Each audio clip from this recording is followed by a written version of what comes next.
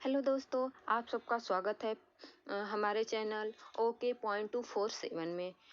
आप लोगों के लिए मैं भूगोल विषय की पाठ्य योजना प्रकरण भूकंप लाई हूँ। तो चलिए देखते हैं एक सरसरी नज़र से हमारी यह पाठ्य योजना में सामान्य उद्देश्य है, विशिष्ट उद्देश्य के बाद हमारी सहायक सामग्री, पूर्व ज्ञान, प्रस्तावना प्रश्न के बाद पाठ प्रस्तुतिकरण। यह हमारी पाठ प्रस्तुतिकरण है।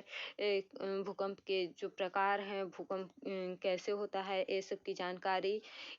उसके बाद बोधात्मक प्रश्न के बाद निरीक्षण कार्य के बाद हम मूल्यांकन प्रश्न करते हैं बच्चों से। मूल्यांकन प्रश्न करने के बाद बच्चों को हम गृह कार्य के लिए कुछ प्रश्न देते हैं। तो चलिए आइए देखते हैं हम अपने पाठ्य योजना को विस्तृत रूप में।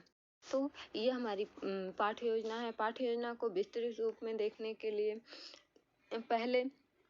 पहली हेडिंग डालेंगे पाठ्य योजना में लिखेंगे विद्यालय का नाम। आप जिस विद्यालय में पढ़ा रहे हैं उस विद्यालय का यहाँ पे नाम लिखेंगे। दिनांक, आप जिस दिन पढ़ा रहे हैं उस दिन का डेट लिखेंगे। कक्षा, आप जिस कक्षा में पढ़ा रहे हैं उस कक्षा का नाम। वर्ग, आप जिस वर्ग में पढ़ा रहे हैं उस वर्ग का नाम। चक्र, जिस घंटी में पढ़ा रहे हैं उस घंटी का नाम। अवधि, 40 मिनट की, जो आपकी 40 मिनट 35 मिनट की जो अवधि होगी उस घंटी को लिखेंगे। फिर विषय हमारा सामाजिक विज्ञान होगा। उप विषय में हमारा भूगोल होगा। प्रकरण है भूकंप। अब प्रकरण भूकंप है, तो अब चलिए हमारा प्रकरण भूकंप है। अब आगे देखते हैं। आगे हमारा सामान्य उद्देश्य है। सामान्य उद्देश्य में बच्चों को जो सामान्य जानकारी होती है उसी के बारे में हम उसके अंदर जागरूकता उत्पन्न करते हैं। जैसे पहला है छात्रों को भूगोल विषय के प्रति रुचि जागृत करना। दूसरा, छात्रों को भौगोलिक ज्ञान कराना। तीसरा, छात्राओं को मानसिक शक्तियों का ज्ञान कराना। चौथा, छात्रों में स्वदेश प्रेम की भावना उत्पन्न कराना। पांचवा, छात्रों में प्रकृति के प्रति प्रेम उत्पन्न करना व प्रकृति को सदुपयोग करना। यहाँ पे हमारा सामान्य उद्देश्य हो गया। सामान्य उद्देश्य के बाद हम विशिष्ट उद्देश्य की तरफ चलते हैं। यह हमारा विशिष्ट उद्देश्य है। विशिष्ट उद्देश्य में पहला है छात्र भूकंप के बारे में जानकारी प्राप्त कर सकेंगे। दूसरा, छात्र भूकंप आने के कारणों को जान सकेंगे। भूकंप किन किन कारणों से आते हैं उसे जान सकेंगे। तीसरा, छात्र भूकंप के संरचना के बारे में बता सकेंगे। उनकी संरचना कैसी होती है, तेज होती है कि मध्यम होती है कि मंद होती है, इसके बारे में बता सकेंगे। चौथा है, छात्र भूकंप आने के विभिन्न कारणों को बता सकेंगे। पांचवा, छात्र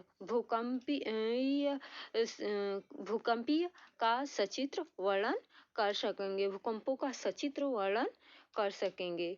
तो चलिए देखते हैं आगे। यहाँ पे अब अगली हेडिंग डालेंगे सहायक सामग्री। सामग्री में चौक, डस्टर, शैम्पर, चार्ट आदि। अर्थात जो हम अपनी पाठ्य योजना को सुंदर और सुव्यवस्थित बनाने के लिए जिन जिन उपकरणों को या बच्चों को अट्रैक्टिव बनाने के लिए जिन जिन उपकरणों का प्रयोग करते हैं, यहाँ पे सहायक सामग्री में उन उपकरणों को हम लिख सकते हैं। और अगला है पूर्व ज्ञान। पूर्व ज्ञान से अर्थ होता है बच्चों को भूकंप के बारे में क्या जानकारी है उसे हम लिखते हैं। यहाँ पे छात्र भूकंप के बारे में सामान्य जानकारी रखते हैं। अब यहाँ पे हमारा पूर्व ज्ञान हो गया। पूर्व ज्ञान के बाद हम प्रस्तावना प्रश्न लिखते हैं। प्रस्तावना प्रश्न हेडिंग डालते हैं। प्रस्तावना प्रश्न में एक कॉलम बनाते हैं। उसमें कॉलम करते हैं। क्रम संख्या, छात्राध्यापिका कथन, छात्र कथन। तो पहली क्रम संख्या में हम नंबरिंग करते हैं और छात्राध्यापिका कथन में जो छात्राध्यापिका प्रश्न पूछती है, अर्थात जो आप प्रश्न पूछेंगे उससे छात्राध्यापिका कथन में डालेंगे और बच्चे जो उत्तर देंगे उससे छात्र कथन में डालेंगे। तो पहला प्रश्न है, हम किस ग्रह पर रहते हैं? बच्चे बोलेंगे पृथ्वी पर। दूसरा, जब वो बच्चे जो उत्तर देंगे उसी उत्तर से हम प्रश्न बनाएंगे। तो दूसरा है, पृथ्वी के धरातल का अचानक कांप जाना क्या कहलाता है? तो बच्चे बताएंगे भूकंप। तो तीसरा है करेंगे, भूकंप से आप क्या समझते हैं? तो बच्चे वहाँ पे कुछ बच्चे समझ पाएंगे और कुछ बच्चे नहीं बता पाएंगे। तो वहाँ पे हमारी समस्या उत्पन्न हो जाएगी। तो यहाँ पे हम लिख देंगे समस्यात्मक प्रश्न या प्रश्नवाचक चिन्ह। इसके बाद जब हमारी प्रस्तावना निकल गई तो हम यहाँ पे एक हेडिंग डालेंगे, उद्देश्य कथन। तो यहाँ इसमें लिखेंगे, बच्चों आज हम सब भूकंप के बारे में अध्ययन अध्यापन का कार्य करेंगे। तो अगला है हेडिंग डालेंगे, जब हमारी प्रस्तावना प्रश्न निकल गई है तो हम अब यहाँ पे पाठ प्रस्तुतिकरण करेंगे, अर्थात हम व्याख्या करेंगे। यहाँ पाठ प्रस्तुति हेडिंग डालेंगे। पाठ प्रस्तुति में हम 6 हेडिंग डालेंगे। पहला क्रम संख्या, दूसरा शिक्षण बिंदु, तीसरा छात्राध्यापिका कथन, चौथा छात्र क्रिया, पांचवा शिक्षण विधि और छठवां श्यामपट्ट कार्य। क्रम संख्या में आप कितने टॉपिक में आप बता रहे हैं उसे क्रम में लिखते जाएंगे। शिक्षण बिंदु में आपको भूकंप का अर्थ बता रहे हैं, भूकंप की परिभाषा, वे सब जो बता रहे हैं उसके बारे में आप शिक्षण बिंदु में लिखे जाएं, या विकासात्मक प्रश्न कर रहे हैं बच्चों से उसको लिख देंगे। छात्राध्यापिका कथन में जो आप विकासात्मक प्रश्न कर रहे हैं तो वो प्रश्न लिखेंगे और बच्चों को स्पष्टीकरण व्याख्या कर रहे हैं तो उसको लिखेंगे। छात्र क्रिया में जो बच्चे उत्तर देंगे उसे लिखेंगे या छात्र ध्यानपूर्वक सुने। फिर शिक्षण विधि में अगर आप प्रश्न कर रहे हैं तो यहाँ पर प्रश्न लिखेंगे और यदि व्याख्या कर रहे हैं तो आप व्याख्या लिखेंगे। और श्यामपट्ट कार्य में जो मेन टॉपिक होगी, जैसे भूकंप के प्रकार या जो उसको हम लिखेंगे। तो चलिए देखते हैं पाठ प्रस्तुतिकरण को विस्तृत रूप में। यहाँ पे हम विकासात्मक प्रश्न कर रहे हैं। विकासात्मक प्रश्न में छात्राध्यापिका बच्चों से कुछ प्रश्न पूछेंगी। पाठ्य योजना जैसे भूकंप के बारे में स्पष्ट करने से पहले। तो पहला प्रश्न है, हम घर कहाँ बनाते हैं? तो बच्चे जवाब देंगे, धरती पे, धरातल पे, पृथ्वी पे आदि। तो हम उसी से फिर प्रश्न करेंगे, पृथ्वी पर जो हलचल होती है उसे क्या कहते हैं? तो बच्चे बोलेंगे भूकंप। यहाँ पे फिर प्रश्न करेंगे, भूकंप के से आप क्या समझते हैं? तो बच्चे आंसर नहीं दे पाएंगे तो वहाँ पे समस्या हो जाएगी। तो और शिक्षण विधि में अब हम प्रश्नोत्तर प्रश्न किए थे तो प्रश्नोत्तर विधि लिखेंगे। फिर आगे अब हम जो प्रश्न किए थे भूकंप के प्रकार आप क्या समझते हैं? तो यहाँ पे समस्या उत्पन्न हो गई। तो हम भूकंप की तरंगों, भूकंप के प्रकारों को स्पष्ट करेंगे बच्चों के सामने। यहाँ क्रम संख्या में पहला डाल देंगे और शिक्षण बिंदु में भूकंप तथा इनकी तरंगे। स्पष्टीकरण में छात्राध्यापिका कथन में स्पष्टीकरण हेडिंग डाल के स्पष्ट व्याख्या देंगे। इसमें क्या व्याख्या देंगे? पृथ्वी की सतह पर होने वाली अचानक हलचल को भूकंप कहते हैं। भूकंप तरंगों के माध्यम से चलती है। ये तरंगे 3 प्रकार की होती हैं।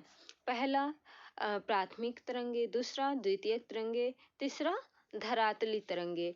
प्राथमिक तरंगों को P से प्रदर्शित करते हैं और द्वितीयक तरंगों को यस से प्रदर्शित करते हैं और धरातली तरंगों को यल से प्रदर्शित करते हैं।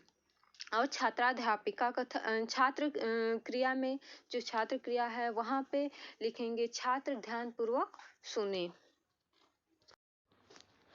अब शिक्षण विधि में हम व्याख्या कर रहे थे, आप व्याख्या कर रहे थे, तो वहाँ पे शिक्षण विधि लिखेंगे। अब श्यामपटकार में भूकंपी तरंगे 3 प्रकार की होती है, पी तरंगे, धरातली तरंगे और यस तरंगे।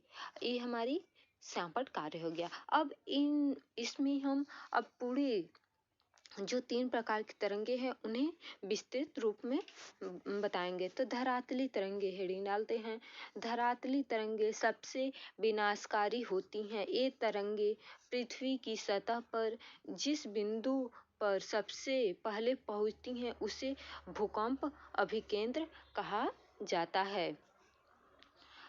यहाँ पे प्राथमिक धरातली तरंगे, फिर दूसरा हेडिंग डालेंगे प्राथमिक तरंगे। प्राथमिक तरंगों का संरचना ध्वनि तरंगों के समान होता है। इसमें अणुओं का कंपन तरंगों की दिशा में आगे पीछे होती रहती है।